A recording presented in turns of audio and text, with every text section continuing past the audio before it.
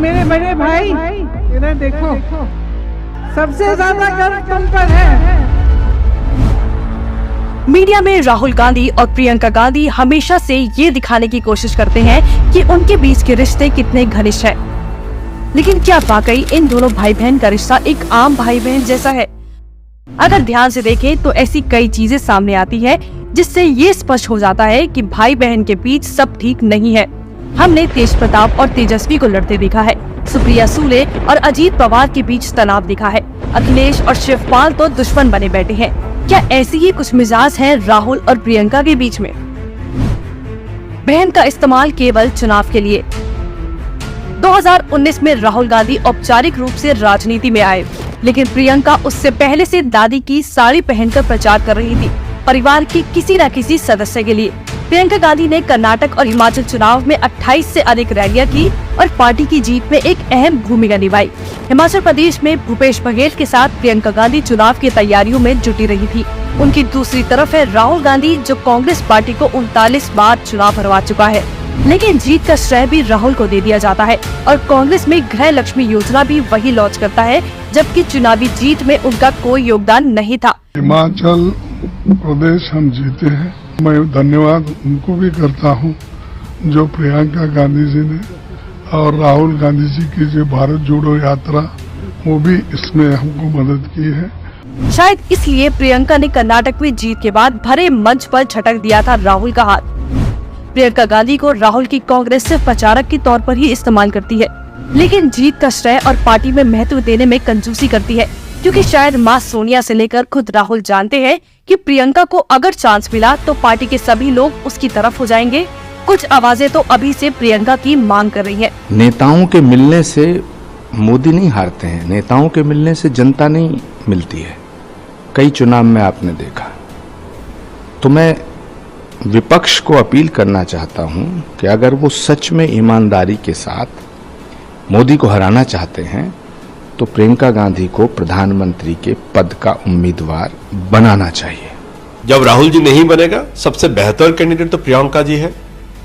और मैं कॉन्सेंसस से हो या चुनाव से हो, मैं चाहता हूं प्रियंका जी अध्यक्ष बने। राजनीति में दबाए रखने की साजिश। राहुल गांधी अब समझ गए हैं कि बहन प्रियंका उससे ज्यादा काबिल है और इसके लिए इंडिया गठबंधन की अब तक तीनों मीटिंग्स में उसको साथ लेकर नहीं गए, जबकि पार्टी के छुटपुट नेता और प्रवक्ताओं ने इस अहम मीटिंग में हिस्सा लिया था। इंडिया गठबंधन की मीटिंग में जिस तरह से राहुल ने बहन प्रियंका को दूर रखा, ऐसा मालूम होता है कि यहाँ भी पारिवारिक प्रतिस्पर्धा और जलन का मामला है।